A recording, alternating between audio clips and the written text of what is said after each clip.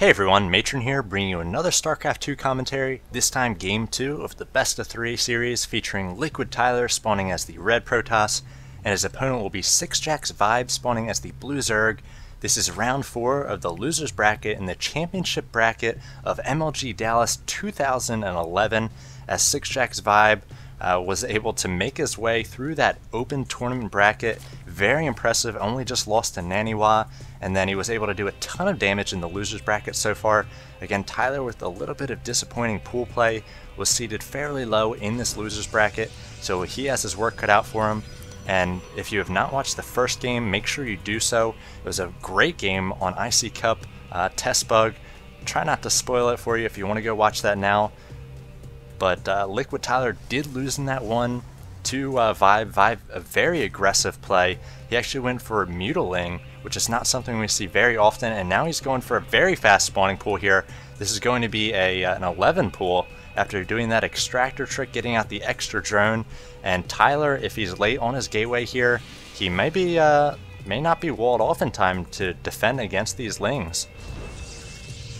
We are on MLG Metalopolis, which means no close positions. You can start immediately scouting your opponent just 2 spots, and now ViBE knows that because he did not see Tyler in the southern position, that he is on the eastern portion of the map. So that's really going to help out with this early aggression. He's going to be able to send those lings without speed because he doesn't want to get gas directly to Tyler's base, and Tyler getting out that gateway, he's going to need to get his gas up and his cybernetic score and try to chrono out that zealot. We'll see if he reacts to this spawning pool timing. The first 4 lings on the way, so he's going to be able to see that the pool is complete. The queen on the way as well, 6 lings coming out, and now he's going to have to get down that cybernetic score and get out that zealot as soon as possible. He won't be able to start the zealot and the cybernetic score at the same time.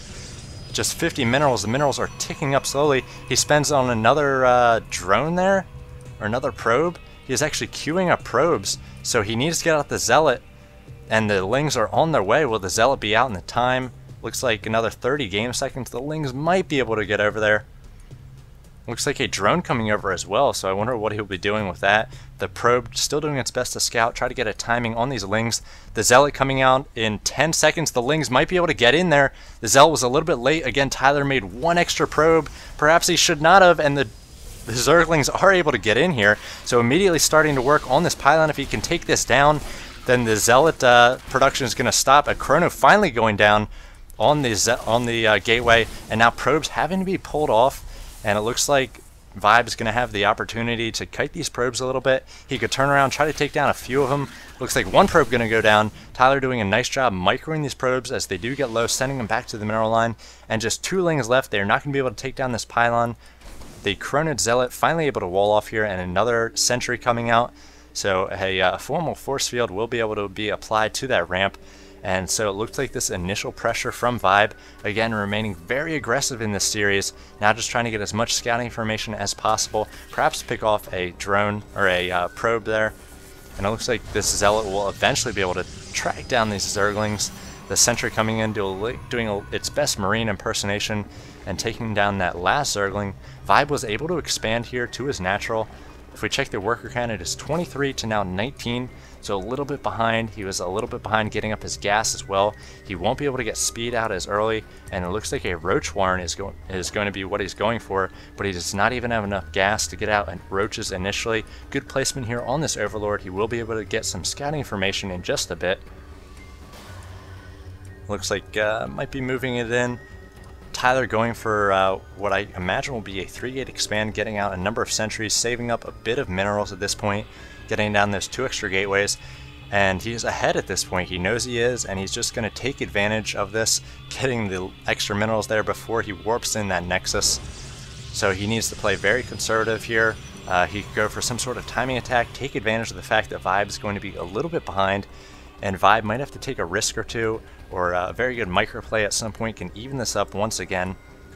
Looks like at this point he is just droning up very hard. If we check the army counting station, is 350 to 50, so ViBE not coming out with anything. He's got these few lings scouting, making sure that Tyler's not building up a huge force. Tyler at this point is just getting out those sentries, allowing them time to build up that all-important energy. As we see the energy on the sentry is low for now, but in that first game, ViBE was able to take down those sentries, so no energy or very little energy for force fields in later encounters, and the Zerglings just doing so much damage to those Stalkers. Tyler about 3/4 of the way down this Nexus, so he will be doing a transfer shortly. If we check the drone count, it is 31 to 31, so ViBE's actually kind of even it up a bit. He is working on speed. Hallucination almost complete for Tyler. He does not have a Robo out, so I imagine he will be hallucinating a Phoenix, sending it over to get a bit of scouting information. He doesn't know that ViBE has this expansion at this point, and ViBE actually going for Lair as well, so both players playing very passively. Tyler might be going for some sort of timing push. There's a number of timing pushes you can do off of this 3-gate expand. You can add another 2 gates, another 3 gates in fact, if you want to be really all in, and go for a push. Then you can just go get up your Robo and then work on getting up those all-important Colossi, and rely on the fact that Tyler's a little bit ahead here. He could get up those Colossi before the Corruptors could come out for ViBE. It looks like ViBE going for Roach speed along with Burrow at the moment. So Tyler getting all the information he needed. The Queen finally taking down the Phoenix. Not getting a kill for that though. That's a bit of a jip. So creep being spread nicely towards Tyler's base. At this point, nice spread on the Overlords as well. No sacrificial Overlord yet here from ViBE, so he has no idea what Tyler's going for. He really needs to see if Tyler's adding another few gates. It looks like he is adding the robotics facility. He's got one Ling down here, which he has been poking a little bit with. He saw that the Nexus here was saturated quite well, so he knows Tyler at this point is just focusing on Econ.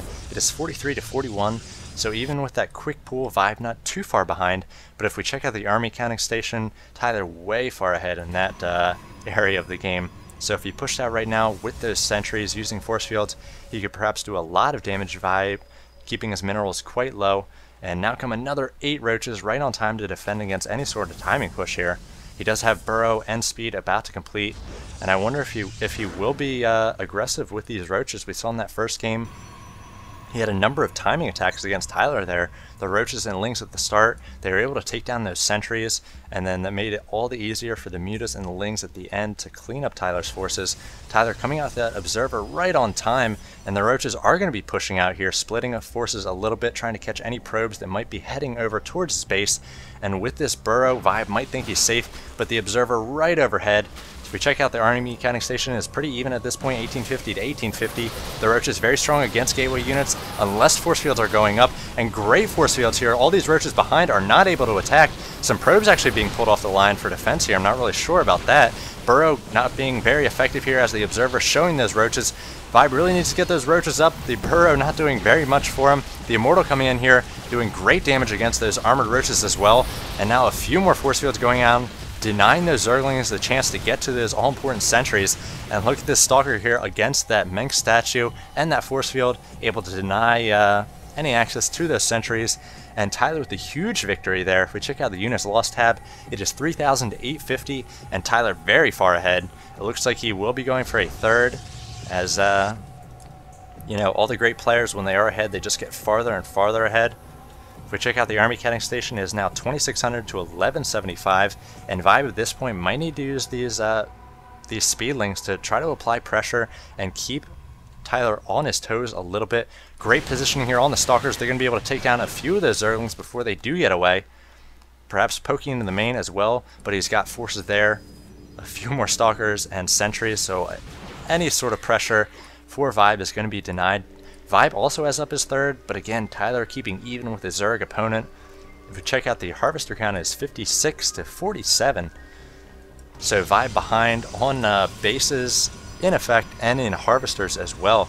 So at this point, he's going to have to come up with something ingenious. Perhaps Mutas again. He was able to do a lot of damage to those, not just to the mineral lines, but taking down the unit composition of Tyler. If you went Muta Ling, again, it would be pretty cheap on both gas and on minerals. He just needs to get out a lot of Lings.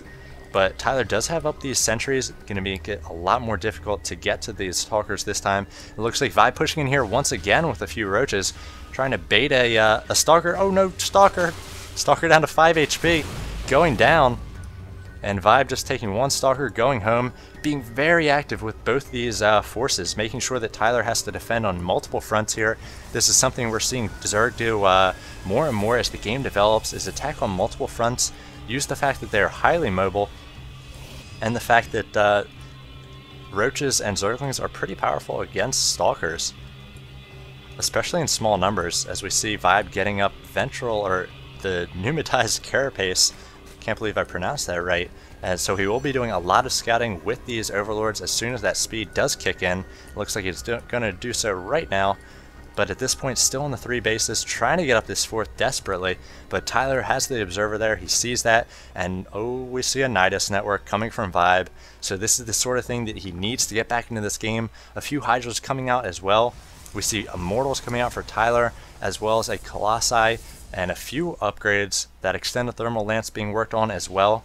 And we have an Overlord in position here to perhaps drop that Nidus as soon as it finishes. Another 15 game seconds, and we'll see what he chooses to load into that Nidus. If we can get that Nidus, it looks like it's right here, so it might just be about a 16 pack of Zerglings at this point. That's cheap and fun on a Saturday night if you can get it into the base of a Protoss player. So we'll see if Tyler reacts. Again, the sound will notify him when the Nidus Canal does come up. And I imagine Tyler will be pushing out as soon as this extended thermal lance is almost complete. In comes the Nidus Worm. So these Zerglings going to do their best to take down the mineral line of Tyler. It's 74 workers to 74. Tyler pushing out this big force. He's just got the 1 Colossi at this point. There's the sound of the Nidus Worm. See if Tyler's going to be reacting to that. Instead, it looks like he's pushing out here. The Roaches and Hydras engaging off of creep. This is not where they want to be. The Sentry's laying down beautiful force fields, really separating those units. The Hydra's doing tiddly against the Colossi here. Extended Thermal Lance not even done. And now the split forces of ViBE going to be going down. Back in the main of Tyler, it looks like the Zerglings trying to shoo away those probes or take them down as many as they can. Not doing a ton of damage. Some warp-ins coming from Tyler could easily defend against that. And now Tyler pushing out here with a huge ball towards the forces of ViBE, and ViBE's forces there. Zerglings getting cleaned up by those Zealots. Looks like a few cannons going down here as well to help defend against that play. And Tyler taking down that gold expansion, just ignoring that Nidus Worm. Says, I don't care if you have that there. Your split forces are nothing against my upgraded Stalkers and this Colossi and Immortal mix. Now we see more and more Zerglings coming out for ViBE, just 18 on the way, but that's going to be nothing compared to the huge ball of death that Tyler has at this point. A few Roaches coming in here trying to work on these units, but again, Tyler with a huge army advantage, and was really ahead from the start. ViBE was ineffective with that early pull, was not able to take down too many probes. Just with the micro that Tyler has, he was able to really limit the amount of damage that was able to do. I'm surprised on the timing of that Zealot that the Zerglings were allowed in that base. Tyler was just a little bit late on that, especially after scouting the early pool. I imagine a player of his caliber would know the timings on that and want to get a wall off there, as a lot of Zerglings were able to make their way in before the second Zealot came out. But Tyler was able to clean that up. He was able to out-econ the Zerg player getting on this 3 base, and then he actually didn't go for a very heavy Colossi mix. He went for a lot of Stalkers and Immortals. He was countering those Roaches, and he wanted to make sure that if Mutas were out in play as well, that the Stalker count was high for those, and just able to push out and ViBE, try to be aggressive and get back into the game, but was never able to recover as the game progressed. And Tyler with the death push at the end, well, we all knew it was coming. So Tyler able to take this second game, force a Game 3. Both games very good so far, and I encourage you to watch Game 3. I'll cast that for you now. Check out my channel, Matron StarCraft, for that game and many others. Thanks for watching this one. Take care.